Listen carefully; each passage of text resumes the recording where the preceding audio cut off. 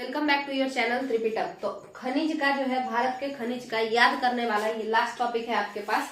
इसके बाद हम लोग बाकी अब हम सोच रहे हैं भूगर्भ विज्ञान के बारे में पढ़ेंगे, यानी कि जियोलॉजी ऑफ इंडिया के बारे में डीप में स्टडी करेंगे। क्या क्या होता है उसमें आपको बता दें, जैसे कि डेक्कन प्लेट्यू कब बना, कैसे बना, है ना, क्या क्या नाम होता है, वो सब हम लोग एक एक कर करके पढ़ते चले जाएंगे। जो भी युगों का नाम जो दिया गया है, जैसे आप सुने होंगे आर्कियन पीरियड बोला जाता है, उसके अलावा जो है हेडियन, फेनेरोजोइक, इस तरीके से प्रोटेरोजोइक, ये 4 ही ईयन होते हैं। तो ये सब हम लोग एक एक कर करके पूरा का पूरा भूगर्भ विज्ञान, यहाँ तक कि अगर आप पीसीएस एग्जाम भी देने जाएंगे वहां का, तो आपको जो है उसमें मेंस में भी लिखने में अगर जरूरत पड़ा तो आप लिख सकते हैं, वैसा रहेगा वो। तो भूगर्भ विज्ञान अच्छे से पढ़ेंगे, उसमें सारा हिमालय कब बना है, टर्शियरी काल में कैसे बना है, वो सारा डेट वाइज हम बताते चल जाएंगे। इसके बाद हम लोग जो पढ़ेंगे तो फिर हम लोग उसमें देखेंगे आपको नदी तंत्र या फिर हिमालय को देखना शुरू करेंगे। हिमालय में हम क्या क्या देखेंगे तो आपको वो भी बता दें। हिमालय में हम लोग देख लेंगे वही जो हिमालय में पहाड़ पे जो रेंजेस है, जो माउंटेन है, पिक्स है, वो देख लेंगे। दर्रा कौन कौन सा है वो देख लेंगे। फिर मेन सेंट्रल थ्रस्ट क्या होता है, वहां पे कौन कौन सा शहर इंपॉर्टेंट बसा हुआ है, एमबीटी क्या होता है ना, हिमालयन बाउंड्री फ्रंट क्या होता है, तो वो एक एक कर करके हम लोग धीरे धीरे देखना शुरू कर देंगे। देखिए ऐसे अगर हम लोग पढ़ेंगे तो एक इंडियन ज्योग्राफी का एक बहुत अच्छा सा प्लेलिस्ट फ्री में यूट्यूब पे तैयार हो जाएगा। और क्योंकि अगर जल्दी जल्दी खत्म कराना चाहे तो तुरंत खत्म हो जाएगा, तो मगर उसको हम अच्छे से कंप्लीट कराएंगे ताकि थोड़ा डीप में रहे, अच्छे से बढ़िया से पढ़ा जाए। इसके बाद आपका इंडियन रिवर सिस्टम स्टार्ट होगा। उसके बाद आगे का हम और आगे बनाना है हमको कि किस तरीके से आगे लेकर के आए। चलिए शुरू करते हैं। देखिए, तो भारत के खनिज में जियोलॉजिकल सर्वे ऑफ इंडिया, क्यों हम भूगर्भ विज्ञान को ही खनिज के बाद उठाया है, कारण यही है, कारण है जियोलॉजिकल सर्वे ऑफ इंडिया। कारण क्या है, जियोलॉजिकल सर्वे ऑफ इंडिया। तो देखिए, क्योंकि जो खनिज होता है ना, खनिज, तो उसको हम लोग कैसे निकालते हैं, अंदर भूमि के अंदर होता है वो, भू के गर्भ में होता है वो। जियोलॉजी का मतलब ही है भू का गर्भ, भूगर्भ, ठीक है। जियोलॉजी माने भूगर्भ, ठीक है। तो भूगर्भ में जो चीजें हैं वो कौन पता करेगा, जो जियोलॉजी का एक्सपर्ट होगा। तो जियोलॉजिकल सर्वे ऑफ इंडिया माने सर्वे करना, सर्वेक्षण करेगा कौन, यही जियोलॉजिकल सर्वे ऑफ इंडिया। ये एक डिपार्टमेंट है, ठीक है, मतलब एक तरीके से समझ, एक संस्था कह लीजिए। और यही जो है खनिज का क्या करती है, खनिज का अन्वेषण करती है।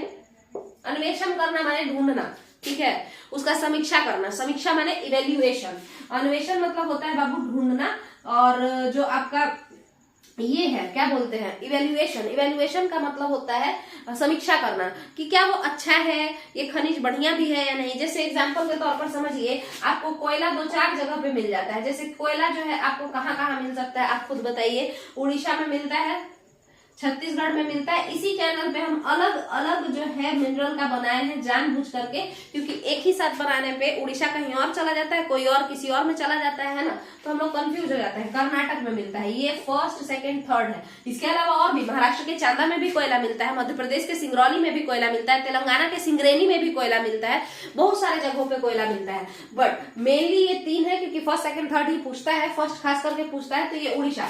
तो यहाँ पे आपको कोयला एक मिल रहा है। इसके अलावा कोयला और कहाँ मिलता है, तो कोयला आपको मिलता है तमिलनाडु में भी। तमिलनाडु का जो सलेम वाला इलाका है वहां पे भी मिलता है। बट ये जो कोयला है ना आपके पास, ये कोयला आपका बिटुमिनस कोयला है। ये उड़ीसा, छत्तीसगढ़, ये सब वाला जो कोयला है, और यहाँ तक कि जो मध्य प्रदेश का सिंगरौली है, बहुत ही मोटा मोटा कोयला मिलता है वहां पे, ठीक है, तो वो भी। उसके अलावा अगर हम आपसे बात करें, बिटुमिनस कोयला है। जबकि तमिलनाडु का जो सलेम है वहां पे क्या मिलता है बाबू, तो वहां पे एस्पिरेंट्स, तो वहां पे आपको मिलता है सलेम, ये लिग्नाइट कोयला, ठीक है। अब बताइए, एक बिटुमिनस कोयला और एक लिग्नाइट कोयला। बिटुमिनस कोयला एक बेहतरीन कोयला है, घरेलू कोयला के नाम से इसको जाना जाता है, किचन कोयला के नाम से भी इसको जाना जाता है, रसोई का कोयला, है ना। सबसे बढ़िया एंथ्रासाइट होता है। एंथ्रासाइट के बाद जो होता है कोयला में, वो बिटुमिनस होता है। उसके बाद लिग्नाइट होता है और फिर पिट होता है। तो लिग्नाइट जो है वो मतलब खराब ही है एक तरीके से समझ लीजिए, तो उतना बेहतरीन कोयला नहीं है। तो देखिए, जो जियोलॉजिकल सर्वे ऑफ इंडिया है, जिसका मुख्यालय कहाँ है, कोलकाता में है। जिसका मुख्यालय कहाँ है, याद रखना पड़ेगा आपको एकदम अच्छे से, इसका मुख्यालय कोलकाता में है, हेडक्वार्टर बोलते हैं इंग्लिश में। देखिए, तो ये इसका काम है कि सबसे पहले ये क्या करेगा, पता लगाएगा कि कहाँ कहाँ है, कहाँ कहाँ पे कोई भी खनिज या कोई भी मिनरल मिलता है, ठीक है। चलिए, पता लगा लिए। उसके बाद ये क्या करेगा, तो उसके बाद ये देखेगा कि जो ये कोयला अगर हम ढूंढे हैं दो जगहों पे तो कौन सा बढ़िया वाला है कौन सा खराब वाला है, तो उसी को हम लोग इवेल्युएशन करना यानी कि समीक्षा करना कहते हैं। ठीक है, तो देखिए तमिलनाडु में भी कोयला खोजा है बट लिग्नाइट कोयला है, जबकि उड़ीसा का जो कोयला है, मध्य प्रदेश का जो कोयला है, छत्तीसगढ़ का, ये सब का जो कोयला है, कर्नाटक में, ये सब कहाँ है, तो ये सब बेहतरीन कोयला है, बिटुमिनस कोयला यहाँ पे मिलता है। गोंडवाना क्रम की जो है कोयला चट्टाने यहाँ पे देखने को मिलती है। हर जगह आप लोग पढ़िएगा गोंडवाना और ये सब जो नाम आता है, इसको हम लोग अगले वीडियो में जब हम भूगर्भ विज्ञान शुरू करेंगे यानी जियोलॉजी स्टार्ट करेंगे तो उसमें हम लोग अच्छे से पढ़ेंगे भारत का भूगर्भ विज्ञान क्या क्या है, तो उसमें गोंडवाना आएगा। ठीक है, तो ये हो गया आपका जियोलॉजिकल सर्वे ऑफ इंडिया का काम। क्या, सबसे पहले खोजना है ना, और उसके बाद अन्वेषण करना यानी इवेल्युएट करना कौन बढ़िया कौन खराब, उसके हिसाब से लोगों को बता देना है। जियोलॉजिकल सर्वे ऑफ इंडिया का मुख्यालय आपसे वनडे एग्जाम में पूछेगा तो कोलकाता। अब बात करते हैं राष्ट्रीय खनिज विकास निगम।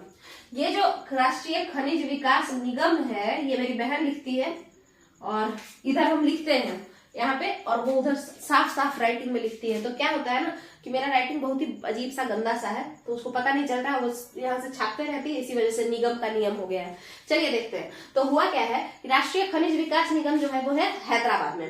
राष्ट्रीय खनिज विकास निगम कहाँ है, हैदराबाद में है। इसका मेन काम क्या है, तो इसका मेन काम ये है कि जो भी मिनरल्स है तो उसको इनरिच कैसे किया जाए। जैसे देखिए यूरेनियम आपको जादूगोड़ा का खान है झारखंड में, वहां पे भी मिल रहा है ना, तो यूरेनियम वहां मिल रहा है, बट ऐसे ही यूरेनियम उठा करके और उसको जा करके हम उससे जो है बिजली का प्रोडक्शन, इलेक्ट्रिसिटी प्रोडक्शन नहीं करवा सकते हैं, आपको उसको बढ़िया बनाना पड़ेगा। ठीक है, तो खनिज का जो है उसको इनरिच कैसे किया जाए, इन सब चीजों पे ये स्टडी करता होगा। और ये कहाँ है, राष्ट्रीय खनिज विकास निगम हैदराबाद में इसका मुख्यालय है। ठीक है, राष्ट्रीय खनिज विकास निगम का मुख्यालय कहाँ है, हैदराबाद में है। आगे समझते हैं नालको एल्यूमिनियम के लिए एक जो है कंपनी बनाया गया है। ठीक है, मतलब राष्ट्रीय एल्यूमिनियम कॉर्पोरेशन ऐसे करके ले लीजिए। ठीक है, तो ये है आपका राष्ट्रीय एल्यूमिनियम निगम यानी कि नेशनल एल्यूमिनियम कॉर्पोरेशन। अब देखिए कॉर्पोरेशन, तो ये उड़ीसा में है। अब इसका जो ये है माने इसका हेडक्वार्टर कहाँ है, उड़ीसा में है। तो आप खुद ही बताइए ना कि एल्यूमिनियम जिससे मिलता है वो कचरा कौन है, वो कचरा है बॉक्साइट,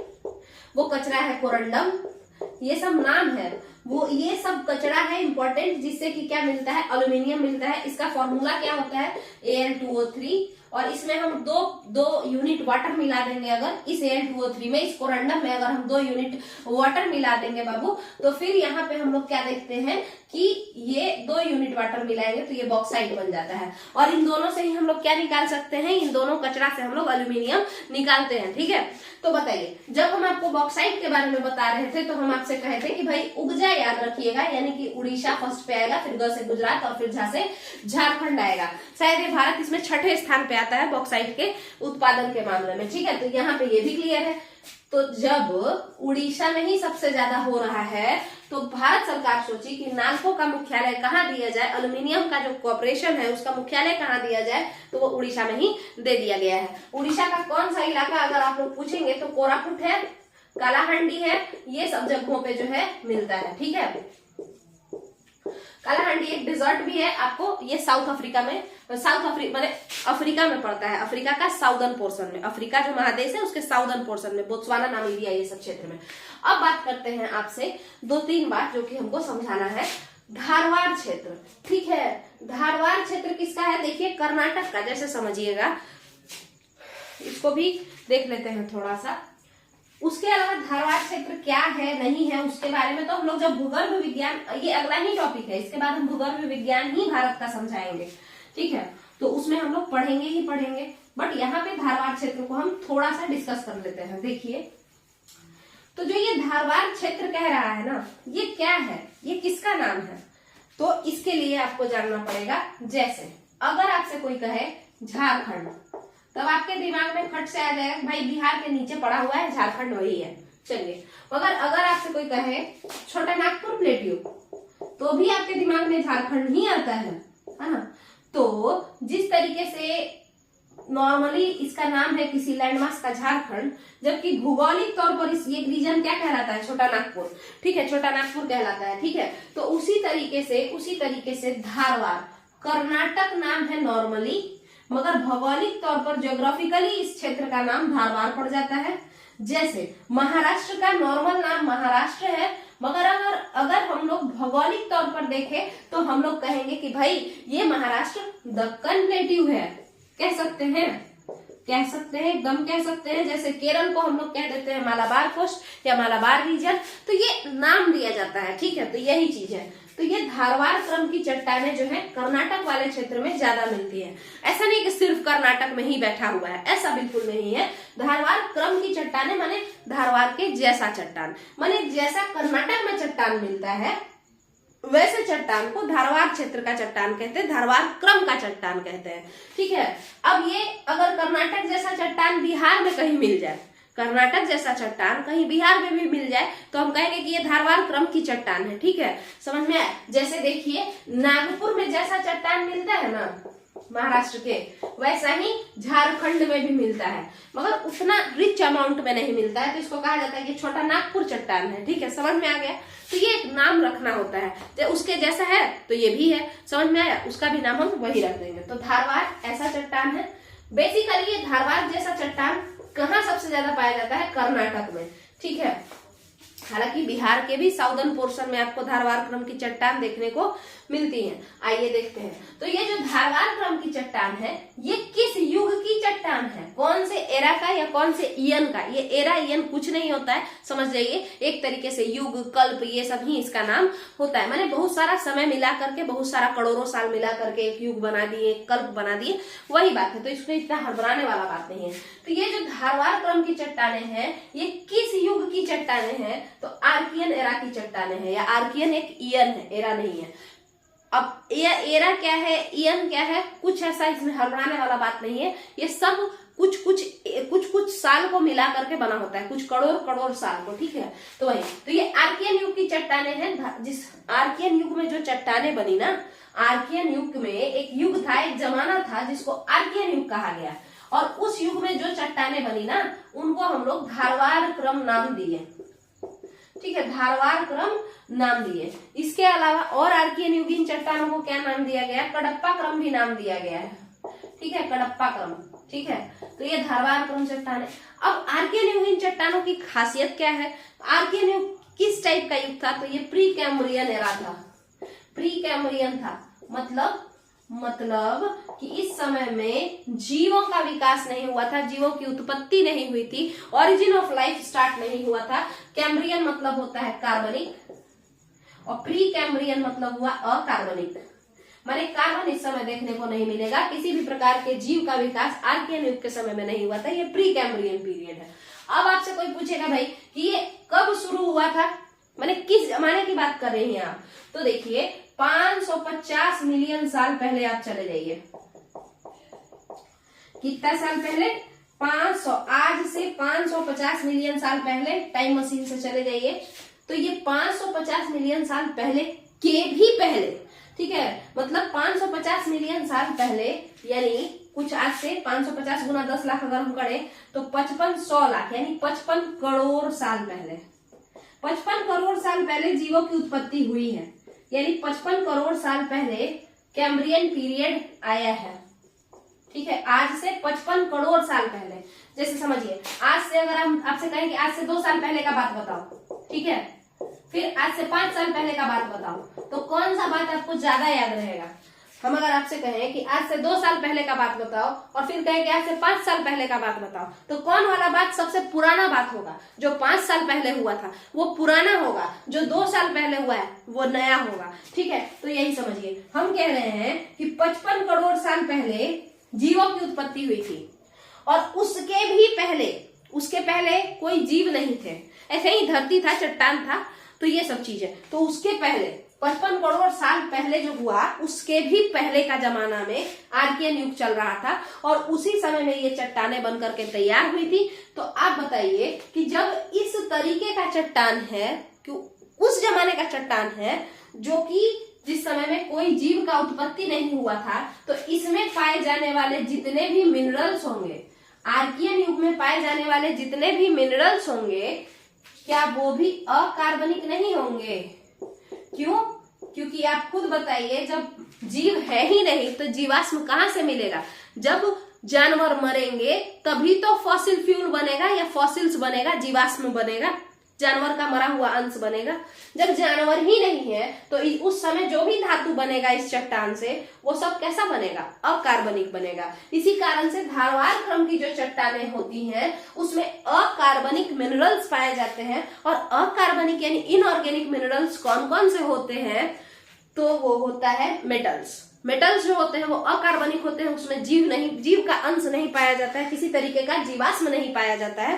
जैसे कोयला और पेट्रोल ये सब में जो जीवाश्म पाया जाता है, मेटल्स में ऐसा किसी जीव का अंश नहीं पाया जाता है। ऐसा नहीं है कि इंसान मर जाएगा तो उसके बाद जो है आगे चल के एल्यूमिनियम बन जाएगा मरने के बाद, नहीं। इंसान का जो मरने के बाद जो भी जीव मरता है, जीव एनिमल, तो वो सारा का सारा पेट्रोल बनता है ना, दबने के बाद, दबा दबा के। अगर जला देंगे तब तो फिर वो एयर और वो सब खत्म, बट अगर दबाने के बाद जो है वो क्या बन जाता है, पेट्रोल। और जब कोई पेड़ पौधा ये सब सड़ते गलते दबते दबते चलता है, मतलब मरते जाता है, दबते जाता है, तो उससे बनता है कोयला। तो उसमें भी जीव का अंश है, जीवाश्म है, फॉसिल है। मगर जो धातु होता है ना, धातु में किसी भी मेटल में जीव का अंश नहीं होता है। तो वो कैसे होते हैं, अकार्बनिक होते हैं, इनऑर्गेनिक होते हैं। इनऑर्गेनिक क्यों होते हैं, क्योंकि वो उसी जमाने से बने आ रहे हैं, उस जमाने में यही सब बना था। इसके अलावा एक और कारण हो सकता है जिससे कि कोई अकार्बनिक होगा, इनऑर्गेनिक होगा, या एक तो प्री कैम्ब्रियन है इस वजह से कि उस जमाने में बने हैं हम जिस जमाने में जीव ही नहीं था। तो हम जब जीव नहीं था, तो अगर हम धातु हैं और जीव नहीं था उस जमाने में बने हैं, तो फिर जब वहां पे जीव था ही नहीं तो जीवाश्म से हम कैसे बने होंगे, है ना। तो ये चीज। और दूसरा कारण क्या है कि कोई अकार्बनिक होता है, इनऑर्गेनिक होता है कोई मिनरल। कारण क्या है, कारण ये है कि मान के चलिए कोयला है जिसमें कि औषधि है, मतलब जो कि सेडिमेंट्री है, यानी उसमें जीव है, फॉसिल फ्यूल है ना, वो तो फॉसिल है। उसी तरीके से बाकी कोई भी चीज आप ले लीजिए, वो सब दब दब के और जो रॉक साइकिल होता है उसके वजह से नीचे चला गया, और फिर वो लावा में जाकर के पूरा जो है खोल गया। खोलने के बाद उसमें जो भी जीव का अंश होगा, बैक्टीरिया ये सब, वो सब तो मर जाएगा, खत्म हो जाएगा। उसके बाद फिर वो लावा बन करके फट गया, बाहर आ गया, है ना, वोल्केनिक इरप्शन के तहत। और फिर उससे क्या बन जाएगा, फिर वापस से आग्नेय चट्टान बन जाएगा, इग्नियस रॉक बन जाएगा, है ना। तो अब मान के चलिए ये पृथ्वी है, इसके अंदर आपको कोई सेडिमेंट्री रॉक ही चला गया, दब दब के नीचे चला गया, ठीक है, बहुत सारा चीज। ये रॉक साइकिल ऐसे ही होता है ना, चट्टान चक्र। और मेटामॉर्फिक रॉक भी गया, सब लोग गया नीचे दब गया। अब दबने के बाद यहाँ पे बहुत आग है ना, मोल्टेन मैग्मा, उसमें पूरा ये जा करके क्या हो गया, खोल गया। खोलने के बाद इसमें जो भी जीव होंगे इसके ऊपर, पत्ता वत्ता जो भी होगा, है ना, जो भी जीव के अंश होंगे, जीवाश्म होंगे, वे सारे के सारे तो अंदर जा करके खत्म हो चुके होंगे, है ना, गला दिया, सबको जला दिया, खत्म, एकदम प्योर बना दिया। उसके बाद क्या होगा, फिर यही रॉक साइकिल होगा, ऊपर उठेगा ये जो मोल्टेन मैग्मा, जो लावा बन चुका है, सब गल गया है, और उसके बाद फटेगा और यहाँ से ज्वालामुखी का इरप्शन होगा, और इरप्शन के बाद ये फैल जाएगा, और ये पूरा का पूरा आग है, ये आग ठंडा हो जाएगा, और फिर ये चट्टान बन जाएगा, ये आग्नेय चट्टान कहलाएगा। और इस चट्टान से जितने भी मिनरल मिलेंगे, अब बताइए क्या उसमें कभी भी, क्योंकि ये इतना आग से पूरा खोल के आया है, क्या उसमें कभी भी जीवाणु या इस जीव का अंश पाया जाएगा, नहीं। क्योंकि अगर हम एक बस ऐसे ही नॉर्मल पानी गर्म कर लेते हैं तो बैक्टीरिया मर जाता है, बाकी गंदगी जो होता है, जो भी जीव का अंश होता है वो सब खत्म हो जाता है। तो ये तो अंदर इतना ज्यादा गर्मी होता है और उसमें ये खोल के बाहर निकलता है, ठीक है, तो खत्म हो जाता है। तो दो कारणों से, एक तो प्री कैम्ब्रियन पीरियड में जो चट्टान है उसमें पाया गया मिनरल क्या होगा, अकार्बनिक ही होगा, क्योंकि उस जमाने में जीव थे नहीं। तो हम लोग जब थे ही नहीं, तो वो मिनरल जो बने होंगे वो कैसे होंगे, वो भी बिना जीव वाले होंगे, है ना, वो शुद्ध धातु होंगे, उसमें किसी तरीके का जीव नहीं पाया जाता होगा, जीवाश्म नहीं पाया जाता होगा। दूसरा, जीवाश्म वाले भी हैं, जीवाश्म वाले मिनरल हैं, मगर वो नीचे दब गए। अब दब गए तो फिर उसके बाद जब वो निकलेंगे तो पूरा बढ़िया से एकदम आग खौला देगा उसको साफ सुथरा करके, और फिर फटेगा, और ज्वालामुखी के इरप्शन से फिर क्या बनेगा, इग्नियस रॉक का निर्माण होगा। और वो इग्नियस रॉक में भी कभी भी क्या नहीं पाया जाएगा, कभी भी जीव का अंश नहीं पाया जाएगा, क्योंकि नीचे जला दिया, बढ़िया से साफ हो गया वो। और तब जिसमें जीव का अंश नहीं पाया जाता है वे सारे के सारे मिनरल क्या होते हैं, धातु होते हैं, ठीक है। धातु, अधातु, नॉन मेटल भी हो सकते हैं, यही सब होते हैं, बट कभी भी फॉसिल फ्यूल नहीं होगा, ठीक है। चलिए, तो धारवाड़ क्षेत्र में जो सबसे ज्यादा क्या देखने को मिलता है, तो मेटल देखने को मिलता है। ये धारवाड़ क्षेत्र किस जमाने का है, आर्कियन युग का है। ये भी कोई कह सकता है कि भाई प्री कैम्ब्रियन है, तो हम बता चुके हैं कि आर्कियन युग भी उस जमाने को कहते हैं जबकि जीव का विकास या जीव की उत्पत्ति नहीं हुई थी। चलिए, इसके बाद कहते हैं कि भाई टर्शियरी युग और क्वाटरनरी युग। टर्शियरी मतलब होता है तृतीय कल्प, और क्वाटरनरी मतलब होता है चतुर्थ कल्प। ये जो दोनों युग है, ये जो दोनों कल्प है, इस समय में अवसादी चट्टान पाए जाते हैं। ये जो युग है, इस समय में जो भी चट्टान हुए वो अवसादी हुए। आखिर ऐसा क्यों हुआ, इसके बारे में समझ लीजिए, है ना। आखिर अवसादी चट्टान क्यों पाए जाते हैं इन दोनों युग में, तो देखिएगा जो आपका टर्शियरी पीरियड है। अच्छा, आप लोग को बता दें कि बिहार का ज्योग्राफी, बिहार का मॉडर्न हिस्ट्री और बाकी जो है ancient history of India, modern history of India, ये सब इसी चैनल पे प्लेलिस्ट में करवाया जा चुका है। आप लोग जाइए, चेक कीजिए, पढ़िए, ठीक है। अगर पसंद आए तो वीडियो को लाइक तो करना ही है और चैनल को भी सब्सक्राइब करना है। नहीं पसंद आने पे आप लोग अपना कमेंट में सजेस्टिव क्रिटिसिज्म कर सकते हैं कि उसको कैसे सुधारा जाए, जो आप लोग को सही लगे वीडियो, ठीक है। चलिए, तो अब हम लोग आगे देखते हैं। अगर हम देखें टर्शियरी क्रम की चट्टानों के बारे में, यानी कि तृतीय कल्प के चट्टानों के बारे में। तृतीय कल्प जो है ये हिमालय के फॉर्मेशन का जमाना है। आपको पता होगा हिमालय कब बना है, तृतीय कल्प में ही बना है हिमालय, है ना। तृतीय कल्प में ही हिमालय बन करके तैयार हुआ है। तो आज से 70 मिलियन साल पहले की बात है, लगभग 70 मिलियन साल पहले का बात है, ठीक है, जब हिमालय का बनना शुरुआत हुआ था। हिमालय बनने का जो है शुरुआत हो चुका था। अब देखिए, आपको पता होगा कि जो हिमालय बना है, तेथिस सागर नाम का एक सी था, मैंने एक सागर था जिसका नाम था तेथिस, और इधर से जो है गोंडवाना लैंड आ रहा था और इधर आपका जो है लॉरेशिया था, बीच में तेथिस सागर था, ये पानी था, और इसको ये धक्का देते हुए ऊपर चढ़ा है। इंडिया का जो प्लेट था, गोंडवाना लैंड ना कह के आप कहिए इंडो ऑस्ट्रेलियन प्लेट, तो ये धक्का देते हुए ऊपर चढ़ा है। यहाँ पे एक प्लेट था जिसका नाम था इंडो ऑस्ट्रेलियन, और ये पानी था, और यहाँ लॉरेशियन प्लेट था, और ये दोनों एक दूसरे को धक्का दे रहे थे। ऊपर वाला नहीं, सिर्फ ये इंडो ऑस्ट्रेलियन प्लेट जो था, ये नीचे से जो है तेथिस सागर के प्लेट को धक्का दे रहा था, नीचे मार रहा था बार बार, और जिसके कारण से जो तेथिस सागर का प्लेट था ये ऊपर उठने लगा। तेथिस सागर का प्लेट जो था वो ऊपर उठने लगा और इंडियन प्लेट नीचे से घुसता गया। किसके नजदीक जाने लगा ये इंडियन प्लेट? घुस घुस के लॉरेशियन प्लेट के अंदर जाने लगा। घुस के किसके अंदर जाने लगा? लॉरेशियन प्लेट के अंदर। देखिए, जैसे एग्जाम्पल से लीजिए, मान के चलिए कि ये तेथिस सी है और ये जो है लॉरेशियन प्लेट है। अब हम क्या किए कि एक सेकेंड, हम इसमें धक्का दे रहे हैं और नीचे से ऐसे घुसते जा रहे हैं। हम ये तेथिस सी पे इधर से नीचे से धक्का लगा रहे हैं और घुसते जा रहे हैं, घुसते जा रहे हैं, घुसते जा रहे हैं, घुसते जा रहे हैं, और ऐसे मार रहे हैं इसको। अब बताइए, ये तेथिस सी सबसे ऊपर चला गया, इंडियन प्लेट इसके नीचे आ गया, और ये अब यहाँ पे लॉरेशियन प्लेट से टकरा भी रहा है साथ के साथ। अब देखिए, सबसे ऊपर तेथिस सी चला गया है तो ये ऊंचा हो गया ना ये रीजन, और उसके बाद ये भी अपना ऊंचा करेगा, ठीक है, टकरा टकरा के। तो इस कारण से हिमालय जो है, हिमालय का ऊपरी हिस्सा तेथिस सी का ही बना हुआ है, तेथिस सी का ही बना हुआ है। यही तेथिस सी ऊपर चला गया। अब बताइए, जो समुद्र होगा तो वहां पे जानवर तो होते होंगे, है ना, जीव जो मतलब मराइन एनिमल्स तो होते होंगे ना। तो आप बताइए, जो ये हिमालय है ये जब ऊपर गया तो ये पूरा पानी नीचे ढड़क गया होगा, है ना, मतलब तेथिस सी जब ऊपर गया होगा तो पानी तो नीचे सारा ढड़क गया होगा, और इसका जो चट्टान है वो ऊपर चला गया होगा, और बाकी जो जीव होंगे वो लोग वहीं पे मर सड़ गए होंगे, है ना। तो धीरे धीरे जो है ऐसे ही कर करके और पूरा बर्फ बन गया। ऊंचाई पे जाने की वजह से टेम्परेचर घट गया, टेम्परेचर घटने की वजह से क्या हो गया? बर्फ बन गया। तो अब बताइए, ये तेथिस सी था, ऐसे था, ये लॉरेशियन प्लेट से ऐसे सटा हुआ था। ये इंडो ऑस्ट्रेलियन प्लेट आया, इसको मारना शुरू किया, मारा, उसके बाद इसके नीचे घुसना शुरू किया, ठीक है, और ये उसको ऊपर उठाता गया धक्का दे देके, और जाके लॉरेशियन प्लेट से टकरा गया। अब तेथिस सी सबसे ऊपर, जितना पानी था सब नीचे घसक गया, और जिस धरातल पे तेथिस सी बना हुआ था, ऐसा थोड़ी है कि सी में नीचे धरातल नहीं होता है। गंगा जी में जब हम लोग उतरते हैं तो नीचे बालू मिट्टी होता है ना, यानी उनका भी एक प्लेन सरफेस है जिसपे हम लोग पैर रखते हैं, तो वही।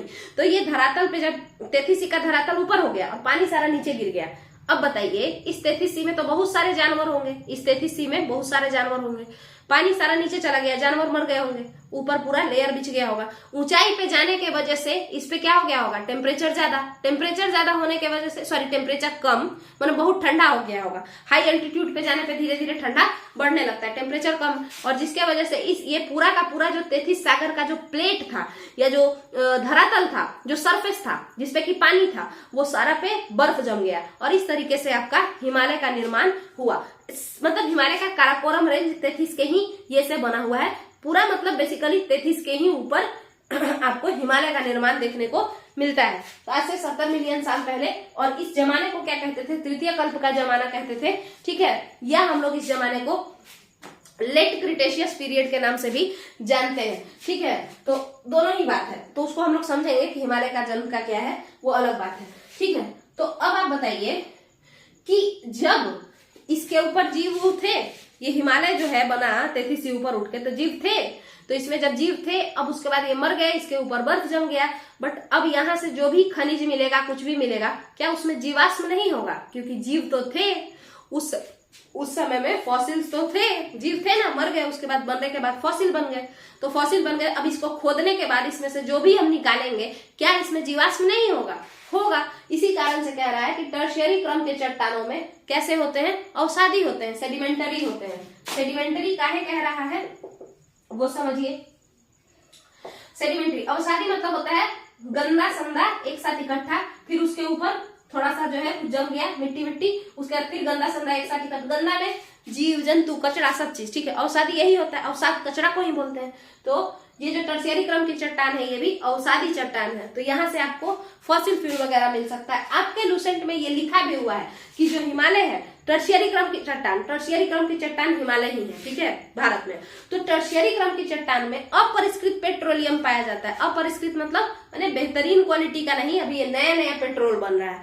तो आप बताइए, हिमालय तो लैंड मास है, हिमालय धरती है ना, तो मतलब स्थल है ना, पानी तो है नहीं, मगर पेट्रोल तो बनता है पानी वाले जीव में, है ना। पेट्रोल कहाँ बनता है? जहाँ पे जीव हो, है ना। और खास करके जो समुद्री इलाका ये सब होता है, जैसे बॉम्बे है ये सब, वहां या समुद्र के किनारे, फिर यहाँ पे कैसे पेट्रोल है हिमालयी क्षेत्र में, और वो भी अपरिष्कृत, माने अभी वो रिफाइंड नहीं है, बेहतरीन नहीं है।